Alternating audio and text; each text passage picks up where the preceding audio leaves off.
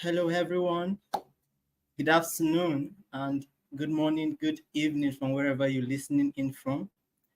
Today, we'll be speaking about arts education. And with us here is a doctor, a professor actually, Dr. Debrah Sickler.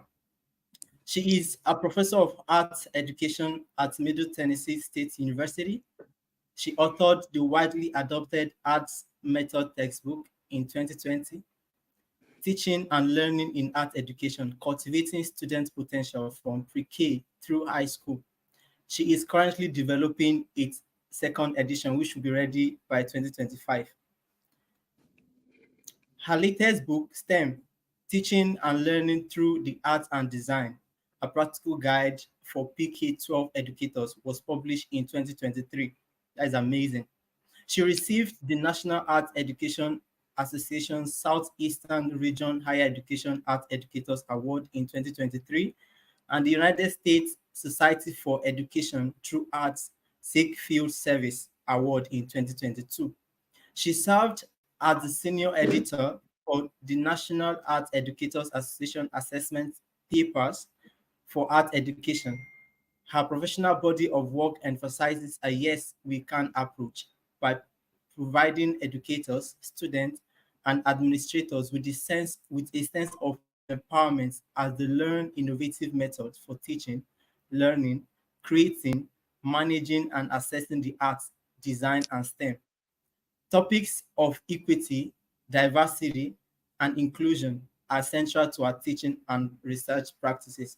So before we begin, I would like to state this that if you have any comments to make during the presentation, please kindly use the comment section. And if you have a question for her, please use the Q&A session for that. So thank you and see you shortly. Thank you for that beautiful Over to welcome. Can you hear me? Okay. Thank you for that beautiful introduction. I'm going to begin my presentation now, so we'll get started. So I'm coming to you from the Nashville, Tennessee area, and I'm excited to share the new work that I'm doing. And I want you to know I was inspired by this conference last year when I was invited to speak, and its model of transformative education. And that was what drove me to think about how we can apply that in art education, not only as a discipline in itself, but also those of you in other disciplines, how you can use art as a tool to inspire learning, belonging, creativity in your students. So this is the outcome of that inspiration of what I learned from last year's conference. So what we're going to talk about today is the model of transformative art education that I've developed, and this will be coming out next year in 2025 with the second edition of my textbook, Teaching and Learning in Art Education. So at the core of the work that I'm presenting, I have transformative art education. So that's the overarching guiding format of the lessons that we use and also our teaching methods for students. And so to break that down, to make it go from theory to reality to practice, what I've talked about is strategies for using multimodal art inquiry and creation tasks to inspire students. We also talk about artistic behaviors, so how we can apply these to our creative practices, which we'll talk about as we go through this presentation. And then you'll also see a model that I've developed for instructional resources called Artist Lessons to Thrive. And it's really just using examples that we see artists are doing their artworks and how they can inspire student learning, student transformations, and really transform our curriculum and also our teaching practices. Now, at the core of my work is I look to UNESCO policies and their model of transformative education. And I thought this quote was very applicable to what we're doing. So, teachers must be supported and empowered to transform themselves and become agents of change, knowledge producers, facilitators, and guides for understanding complex realities. So basically, what that's saying is that we're the leaders in this, we're the ones who shape our classrooms. And then also, we can be advocates, shape our schools, shapes our communities with policies. So, going forward, as we move into this presentation, these are things I want you to think about as I go through the information. First, how can we foster self and student agency in our classrooms and practices? So, notice it's not just about us, the teacher, and our sense of autonomy, individuality, creativity, but also students where they feel that they have a voice, they have power to be a part of the curriculum and decision making in our classes. And then as you go through this presentation, too, think about which means are available to support transformative learning through the visual arts. And I'm going to show you some of those as well.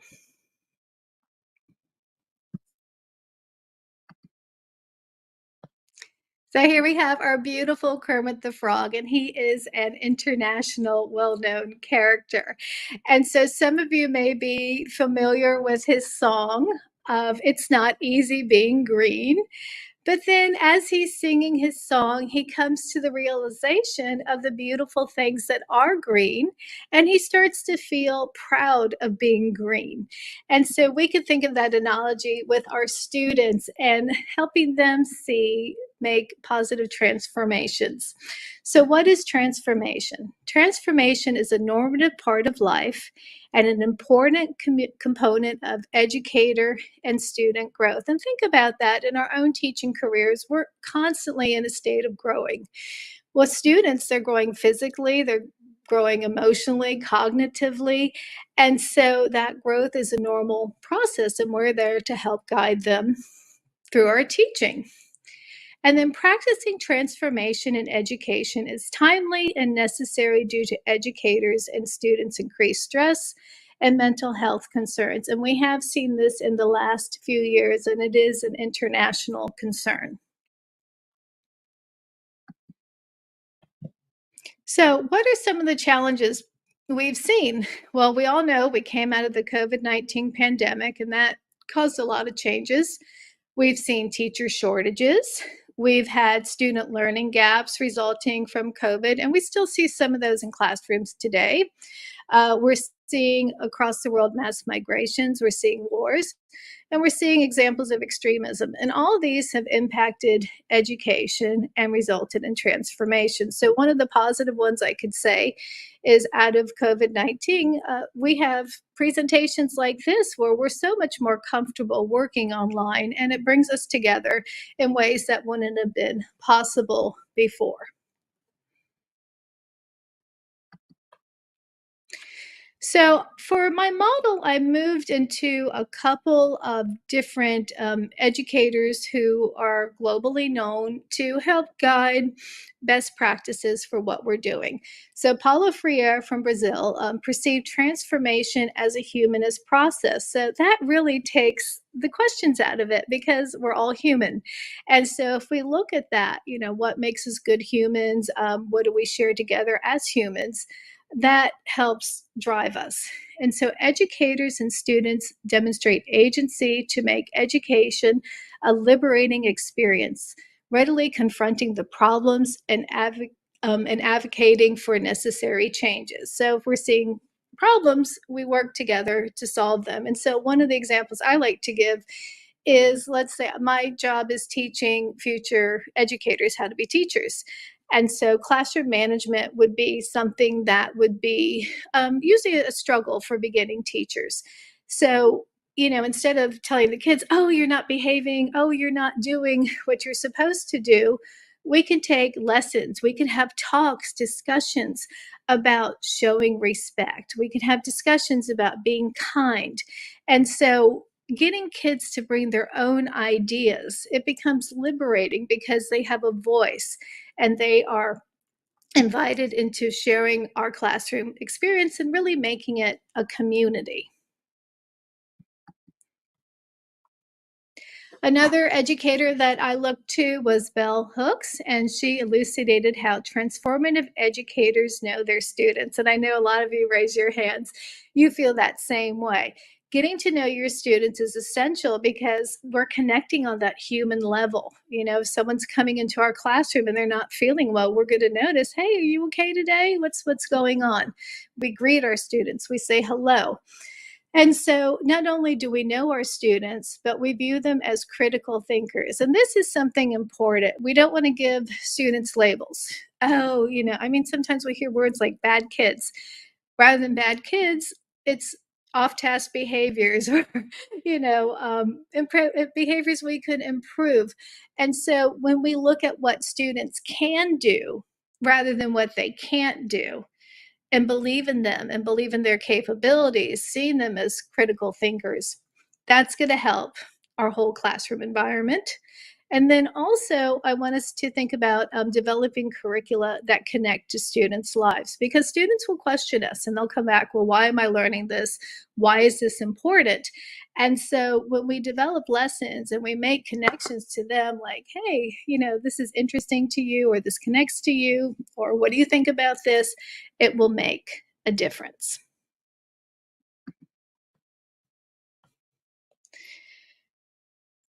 So, thinking about this conference theme, transforming education for human flourishing, that's our goal. So, transformative art education builds on transformation of people's lives and the art's abilities to communicate knowledge and transforms lives. And so, being in art education, we see that images are universal. So, if we have students who are coming into our classrooms who may speak a different language than what's spoken in the classroom, we can still look at their art and we can have that sense of community.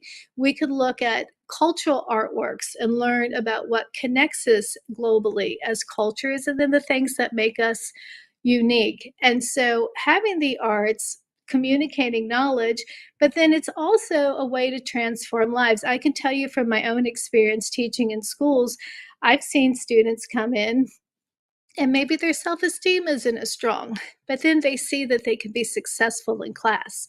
They see that they have a sense of belonging, and that transforms them. And that could spread into the broader school. So think your classroom can be that space. And then it has profound impacts as students not only go out to other places in the school, but then they go through their lives. So it's very important. And then also, its model of transformative education, art education, its pedagogical roots value educators and students' agencies as creative thinkers and problem solvers. So, once again, we're in this as a team, it's not just the teacher voice. So if you look at these images, you could see an early childhood student with building blocks, and then we could see a high school student constructing a way larger than life size sculpture. And so, I want us to think about, how transformative art education, it spans students' whole schooling processes. And what it's going to do is it's going to support us as teachers and our students by offering holistic possibilities. So we can still teach our standards, we can still teach our curriculum, but we're going to find ways that are natural to students to spark learning. And so, working with their hands, being creative can help.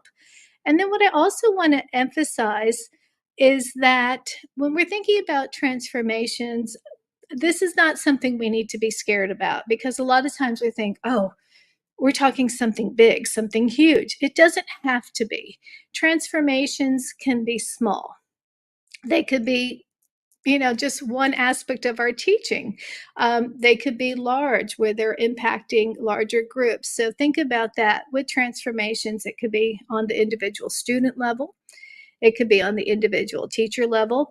Then it could be group, it could be classroom based, it could be school wide, and it could impact communities. And so when we're making these transformations, they're for the greater good. So we're noticing problems or concerns we may have, and then how to make things better.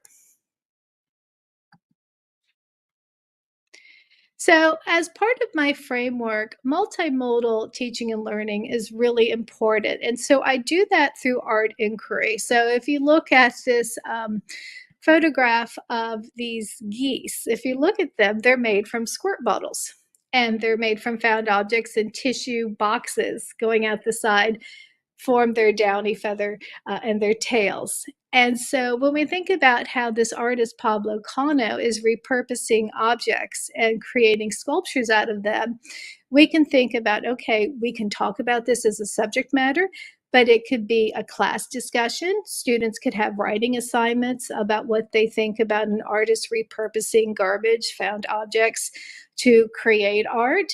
Students can make their own creations out of it. They can make a new artwork. They can journal about it. They can have class discussions. They can work on computers, or like with environmental education underneath it, we have where students can work in a garden. So there's so many different possibilities. So think about multimodal art inquiry, asking questions, responding to them, and then also creating. So writing, dialogue, creating, reading. Then the other part of my model talks about artistic behavior. So if you're not in the visual arts, that's okay because these apply to all disciplines. So very important. So artistic behaviors describe the mindsets, habits, intuitions, and behaviors that artists and designers cultivate over time to inform their professional practices. So kind of like that transformative idea where we're always cultivating ourselves. Same thing with the artistic behaviors, because artists are constantly growing, building their skills, building their professional practices. So the first one I have presented here is idea development. And that is showing us how artists are generating their ideas. Maybe they read something in the newspaper, maybe they're brainstorming, maybe they're in discussions with communities about needs. Then observation, that's really important in the visual arts, is taking time to look, to find evidence, to see what's really there rather than perceptions or stereotypes of what we might know, actually looking and seeing what's there. And then this is a fun one, imagination and wonderment. So when we're creating, and this could be a writing assignment, working in science, any discipline you're in, when we spark students' imaginations and we generate that sense of wonderment, it drives the learning practice. And so they're really excited to get involved. And then also what they create can also inspire imagination and wonderment in others. And so this picture here, you're going to see the artist Sally Blakemore. And that's multiple tables put together of a handmade book that she created. And there's a group of art educators at a conference, and they're just, amazed by her prolific creations. And then this next artistic behavior, persistent, is really important in classroom practice because we've all seen times where students give up. They're frustrated. They don't know how to go forward. They may not even want to go forward. And so we can use artist examples of how they've had mistakes, they've had failures, but then they've gone forward. And guess what? They're able to do something new. Maybe their original idea didn't work, but they went back to the drawing board and they found something that worked for them. And then also, whatever subject we're teaching, it's really important for students to learn how to make creative connections.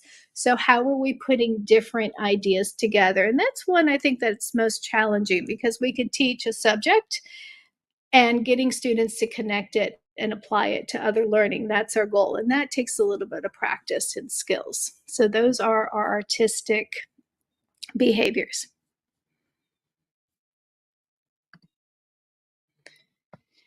So, for my model of artist lessons to thrive, what I'm doing is I'm creating narratives that talk about artists and big ideas, issues, human concerns that all people share, like caring for the environment or the need for protection.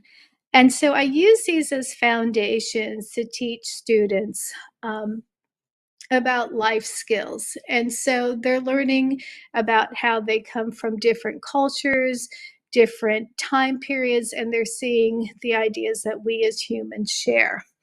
And then I always integrate the artistic behaviors that are driving these artistic works, which we'll see in a minute. And then one concern that I have that we see a lot going into schools is when you see only teacher-directed lessons where everything looks the same.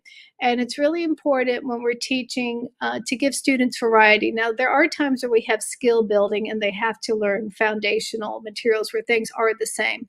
But we also need to make sure in our curriculum to give students choices in creating so that they can have their own voice, their own ideas. So our flexibility is essential there. So one of the artists we're looking at here, this is Nick Cave. He's an American artist. He's based in Chicago. And he has an international reputation. And so with him, I'm using the artistic behavior of observation.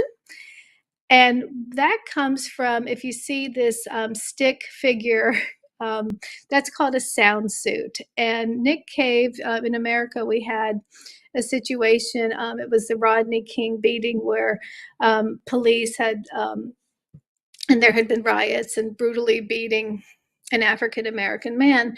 And so Nick Cave, who's also African American, felt really small. He felt vulnerable after this beating by the police.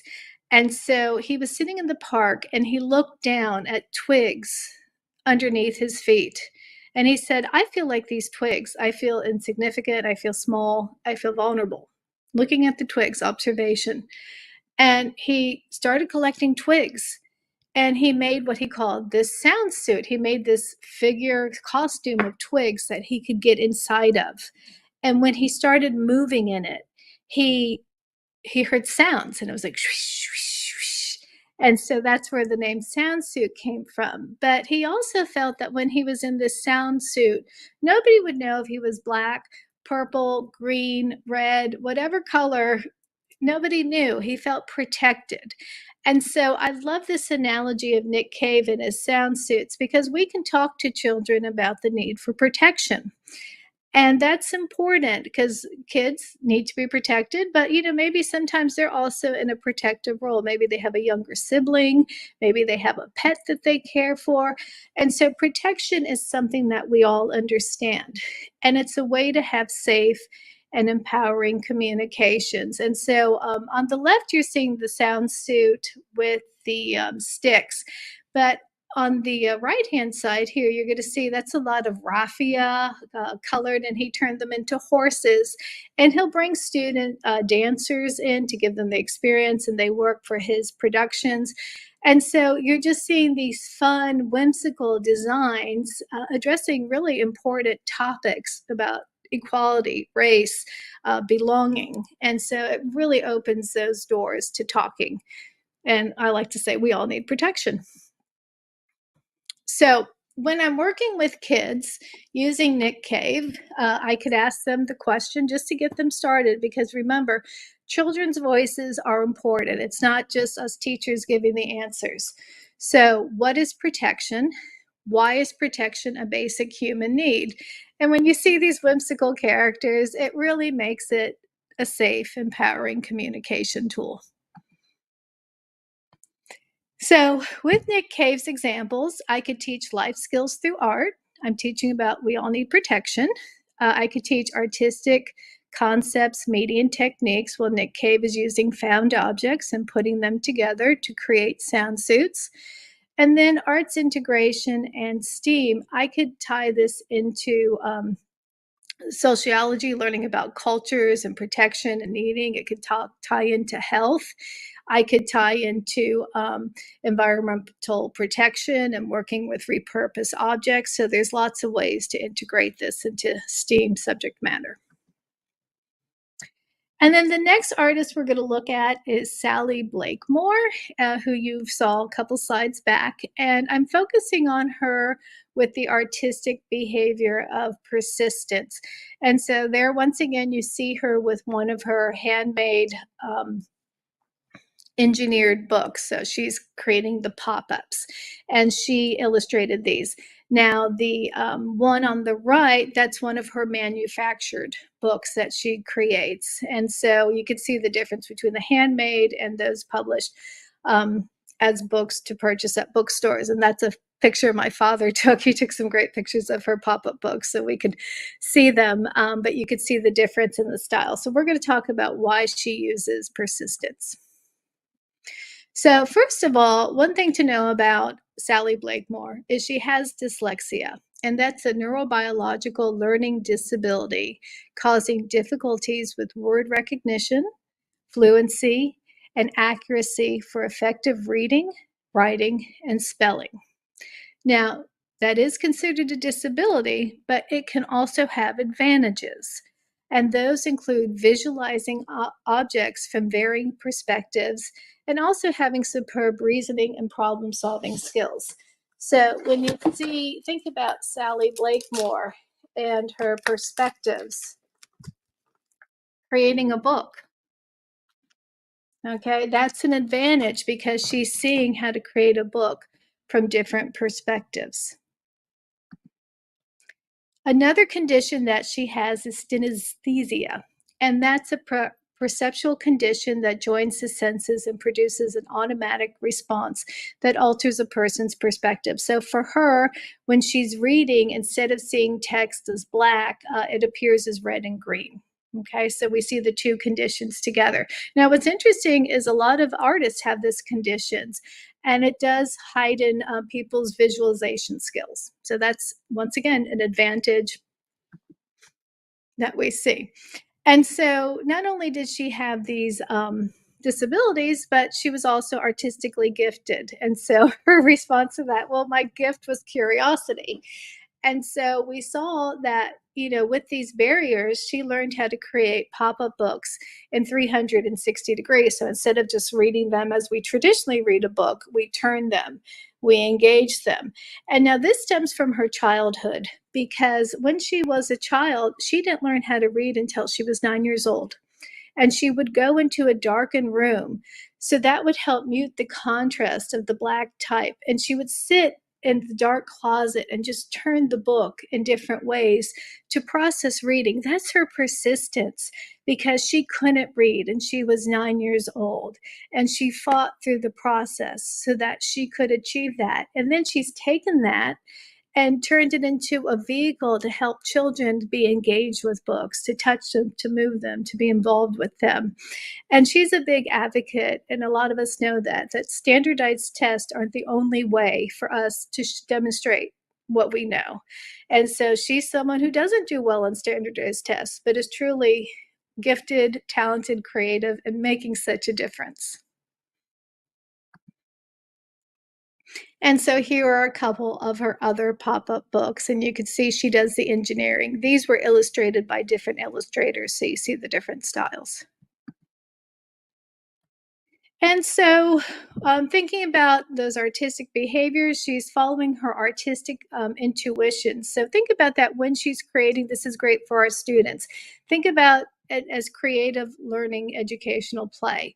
Instead of using paper rulers and protractors, she's just playing with the paper folds. She's manipulating them. She's seeing where they want to go, and then how they open up as three-dimensional objects. And remember, with pop-up books, everything has to fit inside. So you've got your engineering. So there's your STEAM integration, because it all has to that. Yes, you will be able to download this. And if you have questions, reach out to me. I just saw that in the chat. And so for our students, these are some guiding questions that we could ask. And once again, here's some lovely photographs my dad made for us. How did persistence and artistic intuition aid Blakemore in engineering pop-up books? Okay, well, we learned she couldn't read till she was 9 years old. And then once again, we're connecting to our students. Describe a time that you applied persistence to work through an obstacle. What's been hard in your life? They'll tell us. Why does Blakemore engineer books from multiple perspectives? Well, we learned that's how she learns. That's how she creates. And then for ourselves, thinking about transformations and where we're at, there's teacher transformation and there's student transformation. So maybe we want to modify our teaching practices, our management, building a culturally responsive curriculum where we're showing diverse artists, also ones who belong to our students' cultures, providing students with more choices, fostering student creativity. And maybe, if we're stressed out or burnt out a bit, maybe we just need to slow down. And how can I show a little bit more care? Or am I carrying some potential biases with me and transforming those? And then for our students, getting them to learn effectively, how to be on task, showing resiliency, demonstrating positive dispositions. And then I love this, helping others and serving a cause. So this you could take a screenshot of. Think about yourselves and your needs and your teaching interests. So, what are you noticing? Is there a problem that you're seeing? What would you like to change about yourself as a teacher? Maybe your students, a situation. Why is this transformation important or necessary to you? And how might you implement your transformation through interdisciplinary and transdisciplinary STEAM lessons? So, like I say, whatever discipline you're in, you could start integrating the arts into your work. And then let's think about making our transformations happen. Visualize your goal. You can write and sketch your ideas. You could develop a chronological plan from beginning to end. So, kind of visualizing what do you want to do. And then, know changes and road bumps can happen along the way. They will. And when you're stuck, just ask for help. Someone will be there to help guide you. So, thank you so much for being with me today. I'm so happy. And if you have any questions, please feel free to reach out to me. Thank you so much.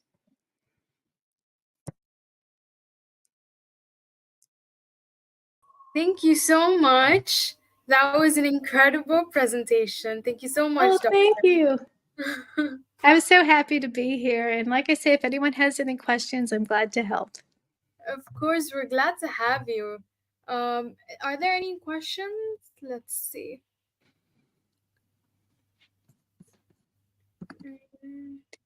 I think someone just wanted access to the presentation, which they'll have access to that. Don't worry, we will have all the presentations and recordings in the resource library where you all can get access to it. Yeah. Well, thank you so much. So much, Debrah. Have a really nice day. You too, everybody. Thank you. Bye-bye. Bye bye.